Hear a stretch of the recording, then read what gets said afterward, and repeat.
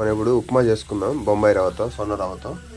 First కొద్దిగా oil తీసుకొని దాంట్లో పల్లీలు, తాలింపు గింజలు అవి వేసుకున్నాం, వేపుకుంటున్నాం. ఇప్పుడు ఇలా కొంచెం వేగిన తర్వాత నీళ్లు పోస్తాను, ఉప్మాకు సరిపోయినంత క్వాంటిటీ. ఇప్పుడు ఇలా 1 కప్పుకి 2 కప్పులున్నర నీళ్లు పోసుకున్నాను. ఇందులో బాగా మసలాలి నీళ్ళు, బాగా మసులుతున్నాయి నీళ్ళు, ఇలా తెరులుతున్నాయి. ఇప్పుడు 1 నిమిషం ఆగి మనం ఇంకా ఉప్మా రవ్వ వేసుకుందాం. ఇప్పుడు మనం ఉప్మా రవ్వ వేసుకుందాం. స్పూన్తో తిప్పుకోవాలి, స్పూన్తో తిప్పుకుంటూ వేసుకోవాలి అంతా.